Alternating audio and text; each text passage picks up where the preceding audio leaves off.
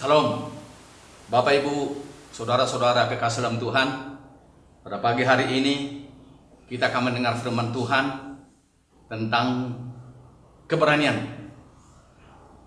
Mari kita buka firman Tuhan di dalam Hakim-Hakim pasal 6 ayat 12. Demikian firman Tuhan. Malaikat Tuhan menampakkan diri kepadanya dan berfirman kepadanya, demikian, Tuhan menyertai engkau, ya pahlawan yang gagah berani. Ayat 13. Jawab Gideon kepadanya, Tuanku, jika Tuhan menyertai kami, mengapa semuanya ini menimpa kami? Saudara-saudara kasih Tuhan, Gideon sebagai hamba Tuhan, tadinya dia penakut, pengecut,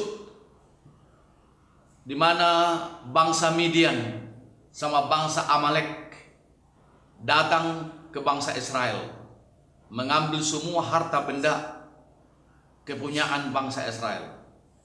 Waktu bangsa Israel menanam gandum, mau panen, datang orang Midian sama orang Amalek merusak semua tanam-tanaman bangsa Israel.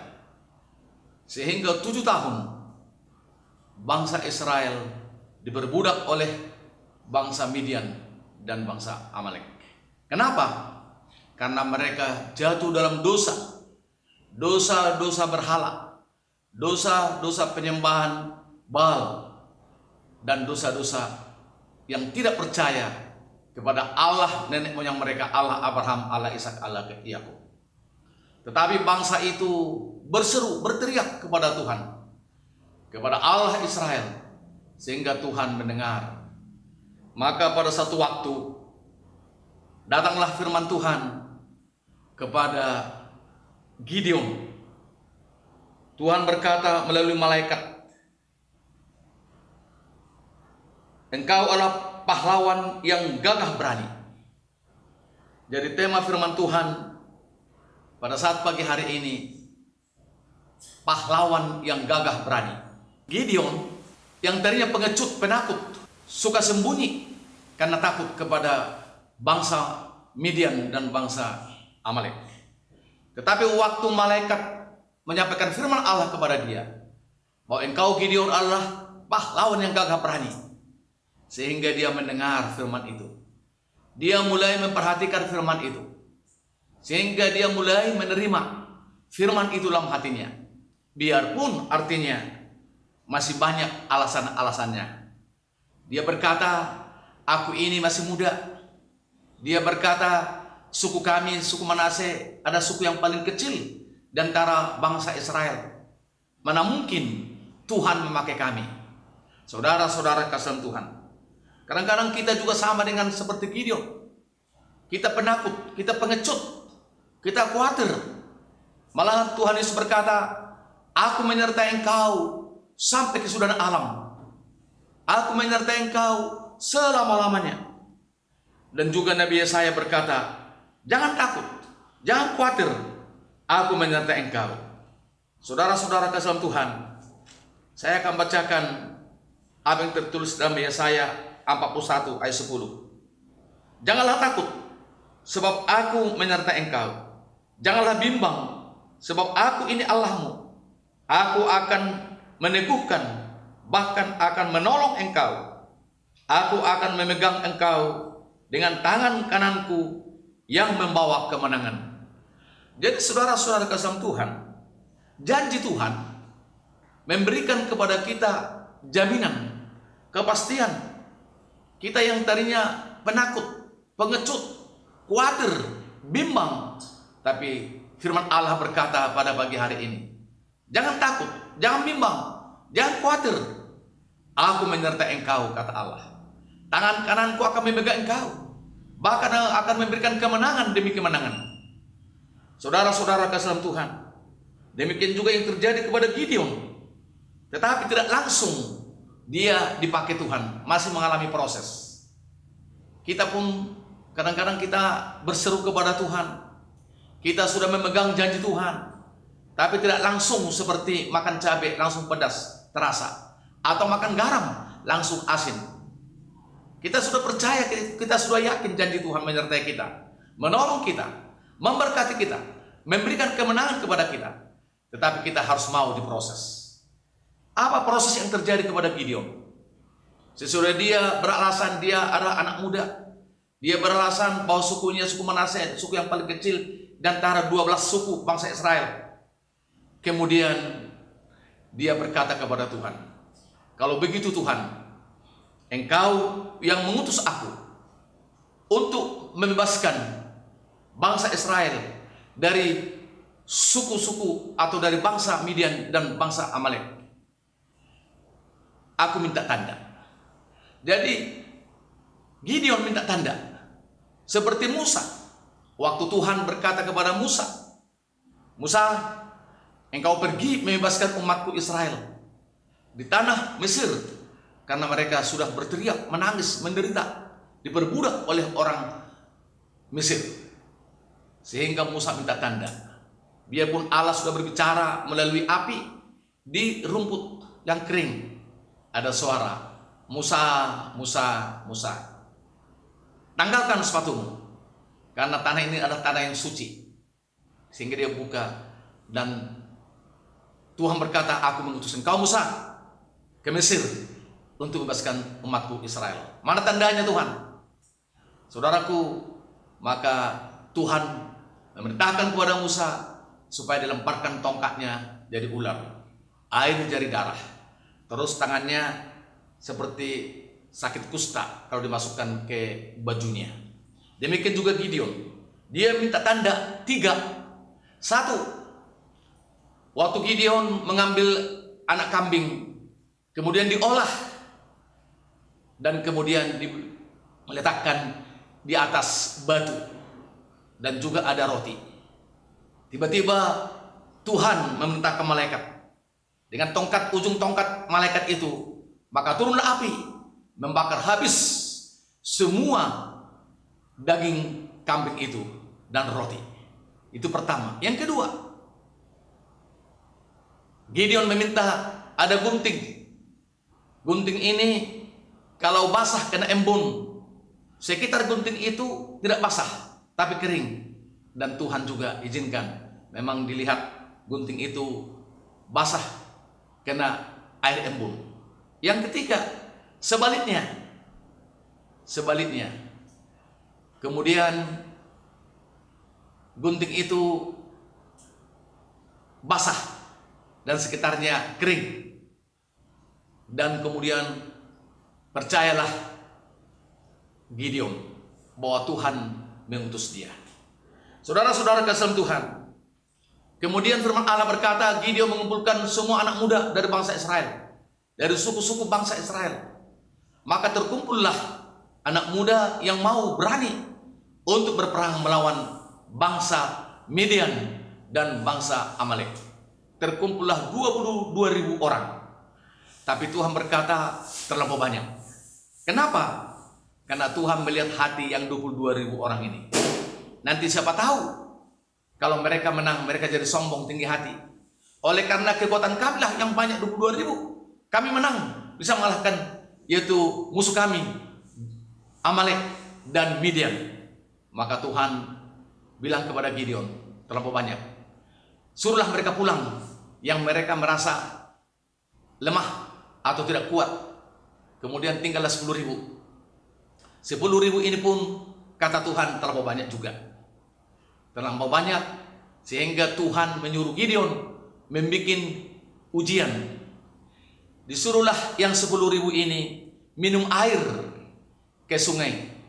Dan kemudian tentara atau anak muda ini yang minum langsung dengan lidahnya seperti anjing ke air dikumpulkan, dan yang minum pakai tangan dengan sopan, ya, dengan sopan, pakai tangan dengan sopan ambil air ke mulutnya, sehingga terkumpullah 300 orang yang minum dengan sopan pakai tangan, dan yang 970 disuruh pulang. Jadi yang dipakai oleh Tuhan melalui Gideon hanya 300 orang. Sehingga yang dengan 300 orang ini yang merendahkan diri berlutut mengambil air dengan tangannya dengan sopan, dan melalui kerendahan hati ini dengan keberanian dari Tuhan yang dipimpin oleh Gideon yang berani karena memegang perintah Tuhan dan mau melakukan perintah Tuhan itu, sehingga terjadilah pertempuran hebat melalui 300 orang ini, dan kalahlah suku Midian dan Amalek. Saudara tahu berapa yang bisa dibunuh hari itu juga? 120.000 orang. Dan rajanya dua negara ini ditangkap dan dibunuh oleh Gideon. Saudara-saudara kasih Tuhan, maka Gideon selama memimpin umat Israel 40 tahun, amanlah bangsa itu. Demikian juga kemenangan demi kemenangan yang dialami oleh Gideon, oleh karena bersama dengan Tuhan. Dan kita melihat memang tadi waktu dia dalam proses, semua tiang-tiang berhala dihancurkan dulu, biarpun tantangannya datang dari bangsa sendiri. Memang kita harus berani menghancurkan segala tiang berhala. Kita harus berani menghancurkan segala dosa, kelemahan, kekurangan kita. Baru kita ada keberanian dari Roh Kudus.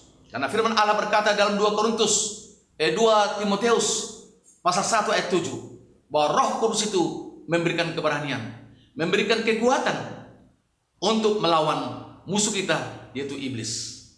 Demikian juga 1 Yohanes pasal 4 berkata ayat 4, Roh Kudus yang ada pada kita lebih besar, lebih berani daripada roh iblis setan yang sudah dihancurkan di kayu salib. Maka kita tidak perlu takut, karena musuh kita sudah dilucuti, dihancurkan di kayu salib. Maka kita dengan pemenangnya. Dan juga firman Allah berkata, yaitu dalam 1 Yohanes pasal 3, bahwa kasih itu menghilangkan ketakutan. Kalau dia masih ada ketakutan, karena kasihnya tidak sempurna. Jadi sebab itu saudara-saudara kasih Tuhan, semua kita yang mendengar firman Tuhan ini, kita banyak dilanda oleh ketakutan karena virus corona. Kita banyak mengalami ketakutan karena ekonomi, keuangan, pekerjaan. Marilah kita datang kepada Tuhan.